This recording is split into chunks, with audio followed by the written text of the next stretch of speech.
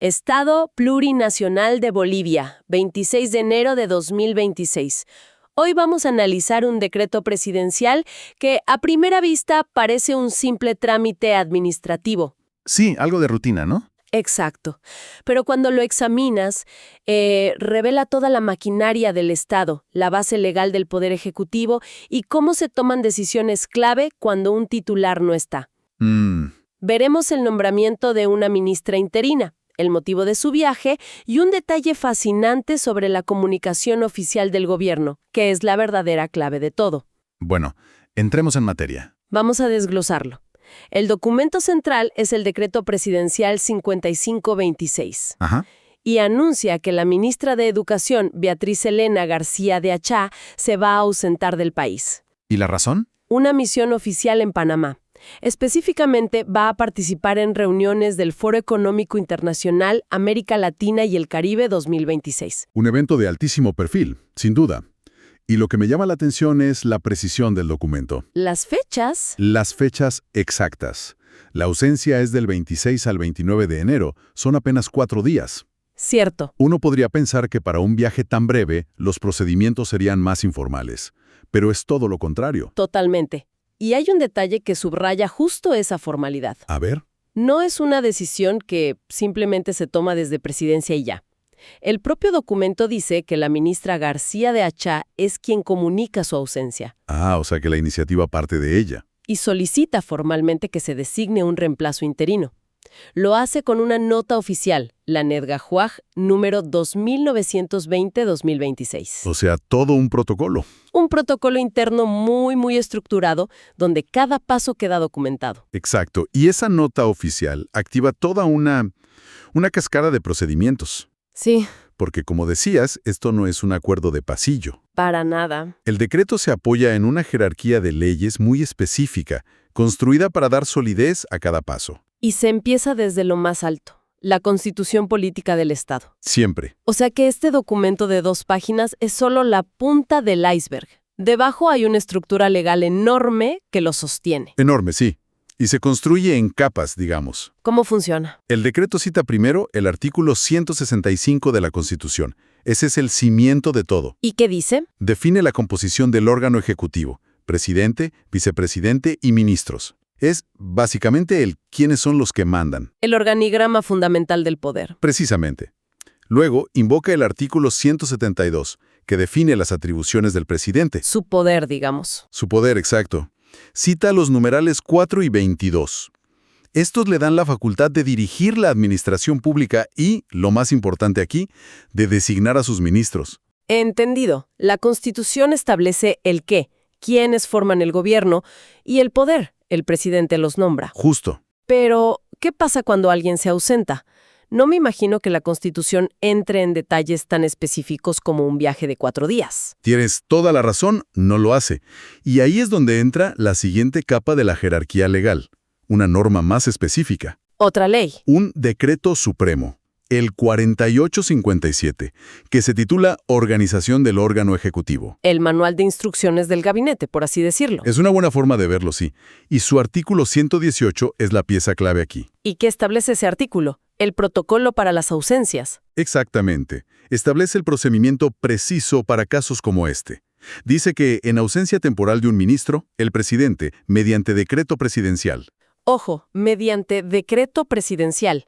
Fíjate en la rigidez. No basta un correo ni una llamada. Requiere el instrumento legal de más alto nivel que puede emitir el presidente por sí solo. Y con eso, designe interinamente a otro ministro para que asuma las funciones. Correcto.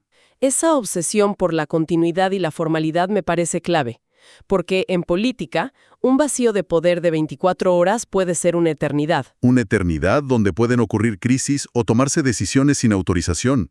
El sistema está diseñado para que el trono de un ministerio nunca esté vacío. Es una maquinaria diseñada para nunca detenerse. Exacto. Cada eventualidad está prevista. Y en este caso, la pieza de recambio, por así decirlo, es Cintia Marta Yáñez Eid. Y aquí es donde la historia toma un giro curioso. Se la designa como ministra interina de Educación. Ajá. Pero su cargo titular es ministra de Turismo Sostenible, Culturas, Folclore y Gastronomía. Vaya nombre. Es el nombre de ministerio más largo que he leído en mucho tiempo. Cubre desde un sitio arqueológico hasta el plato nacional. Un portafolio que te obliga a ser bueno en muchas cosas. Y ahora por 4 días también en pedagogía y gestión de escuelas. En serio, la combinación es llamativa. Y esto plantea la pregunta inevitable. ¿Por qué ella? Claro. El documento, por supuesto, no lo especifica. Podría ser algo tan simple como confianza personal del presidente o quizá por la carga de trabajo de otros ministros. O simple disponibilidad. Podría ser. Pero la elección de la ministra de un área tan aparentemente distinta para cubrir educación es notable. Es fascinante, porque este nombramiento cruza áreas que, en la superficie, no se asocian directamente. Educación por un lado y turismo y culturas por el otro. ¿Cierto? Y nos obliga a pensar en la transversalidad de la gestión de gobierno y cómo se entienden las conexiones entre las diferentes carteras. Exploremos esas posibles conexiones. ¿Qué nos dice, por ejemplo, el viaje de la ministra de Educación titular? Pensemos en eso. La ministra de Educación no va a una cumbre de pedagogía en Finlandia. No, claro. Va a un foro económico en Panamá. Esto subraya una conexión vital que a menudo se pasa por alto. ¿Cuál? Que la educación es la base del capital humano, y el capital humano es el motor del desarrollo económico. Tiene todo el sentido. Pero a menudo se ven como mundos separados. El Ministerio de Gasto Social y el de Crecimiento Económico. Totalmente. Ver a la ministra allí es casi una declaración política. Exacto. Y es una declaración que los países más desarrollados entendieron hace décadas. No se trata solo de formar profesionales para los trabajos de hoy. Es mirar al futuro. Es diseñar un sistema educativo que responda a las necesidades del mercado laboral del futuro, que fomente la innovación desde la escuela. Su presencia allí no es para pedir dinero, es para sentarse en la mesa donde se decide el futuro económico de la región y decir, la educación es la pieza clave de esta conversación. Entendido. Eso explica a la ministra que se va. Ahora volvamos a la que llega, la de Turismo y Culturas asumiendo educación. ¿Qué podemos inferir de eso? Bueno, aquí ya entramos en el terreno de la especulación informada, pero es una especulación interesante. Adelante. Por un lado, podría no significar nada. Era la persona disponible y de confianza. Punto. La explicación más simple. Pero por otro, si quisiéramos ver una estrategia, podríamos pensar que alguien cuyo trabajo diario se enfoque en la identidad nacional, el patrimonio, el folclore. Podría tener una visión particular sobre el rol de la educación. Exacto.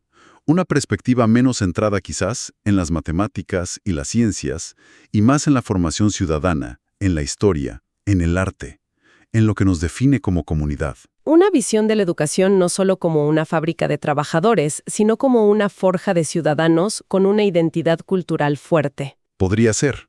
No sabemos si algo así ocurrirá en 4 días, claro. Pero la elección en sí misma abre esa puerta conceptualmente. Muestra que las fronteras entre ministerios pueden ser más porosas de lo que uno imagina. Espera un momento. Hay un último elemento, en el documento. Hacia el final, después de la firma del presidente, hay una nota casi escondida. Parece un detalle técnico, un apéndice legal. La mayoría de la gente se saltaría esto, pero tengo la sensación de que este es el verdadero secreto de cómo funciona todo, ¿no es así? Diste en el clavo. Se hace referencia a un decreto supremo del año 2010, el número 690. Es uno de esos detalles que a menudo se pasan por alto al leer, pero que son el engranaje central de toda la máquina. Es el pegamento que une todo lo que hemos hablado. ¿Y qué establece este decreto de 2010? Porque parece ser la clave de bóveda de todo el sistema. Establece algo muy simple pero increíblemente poderoso. La suscripción obligatoria de todas las entidades del sector público, sin excepción. ¿A qué? A la Gaceta Oficial de Bolivia. Para entender por qué es tan importante, primero hay que saber qué es la Gaceta. Cierto. Que es básicamente el boletín oficial del Estado, ¿correcto? El lugar donde se publican las leyes para que sean, leyes. Exacto. Es el medio por el cual las leyes, decretos y resoluciones se hacen públicas y por lo tanto de cumplimiento obligatorio. Si una ley no se publica en la Gaceta, legalmente es como si no existiera. Ni para el público ni para el propio aparato estatal. Para nadie. La publicación es el acto final que le da vida a la norma. Entonces, la mención de este decreto del 2010 no es un simple recordatorio burocrático. Es una orden. Es mucho más que eso. Si conectamos esto con el panorama general, entendemos el porqué de su inclusión. Este decreto de nombramiento, el 5526, no tiene validez legal real hasta que no se publique en la Gaceta. Ajá. Y el decreto 690, al obligar a todas las entidades públicas a estar suscritas, asegura que todo el aparato estatal, desde otros ministerios hasta la empresa pública más pequeña en la frontera, reciba y conozca esta decisión. De forma simultánea y oficial. Justo. Es una forma de garantizar que todos estén en la misma página, literalmente. Que la decisión del Palacio Presidencial no sea un rumor en una oficina provincial, sino una orden directa. Es el sistema nervioso de la comunicación estatal. Garantiza 3 cosas fundamentales. A ver. Primero, seguridad jurídica. Todos saben cuál es la norma vigente. Segundo, transparencia. Las decisiones son públicas. Y tercero, y muy importante, la coordinación centralizada del gobierno. Sin esto, el gobierno sería un archipiélago de oficinas descoordinadas. Totalmente. Pero si es el sistema nervioso central, ¿eso también implica una vulnerabilidad o no? Si algo falla en la Gaceta, si una publicación se retrasa por error o intencionadamente, Se puede crear un limbo legal. es un sistema poderoso, pero su poder depende de su perfecta ejecución. Absolutamente. Es un punto de control y, por lo tanto, un punto de poder y de fragilidad.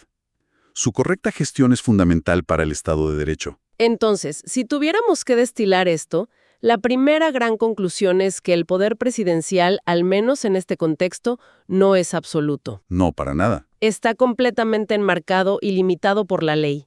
Cada firma, cada nombramiento tiene un ancla constitucional y procedimental muy clara. Un ancla que, en teoría, previene la arbitrariedad.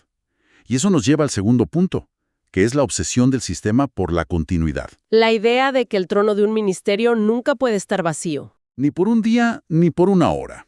Es una maquinaria diseñada para nunca detenerse, porque una pausa podría significar una crisis.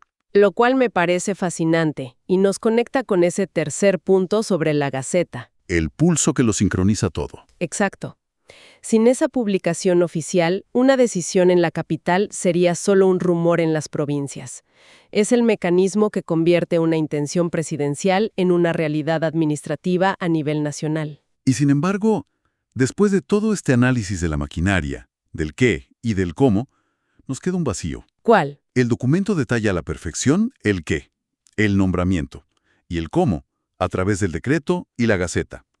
Pero no nos dice nada sobre el por qué. El factor humano detrás de la decisión burocrática. El porqué de la elección específica de la ministra de Turismo para cubrir la cartera de Educación. Ese es el verdadero misterio que el documento no resuelve. Exactamente. Y esto nos lleva a una pregunta más amplia. Una que este decreto nos obliga a considerar. A ver. En la administración pública, ¿cuál es el verdadero impacto cuando un líder, con una especialización y una perspectiva de un área, asume, aunque sea brevemente, la responsabilidad de otra completamente distinta? ¿Es solo un acto de gestión para mantener el barco a flote? ¿O pueden surgir de ello nuevas ideas, nuevas conexiones, aunque solo sea en la mente de quien ocupa el cargo temporalmente y luego vuelve a su ministerio con una nueva visión?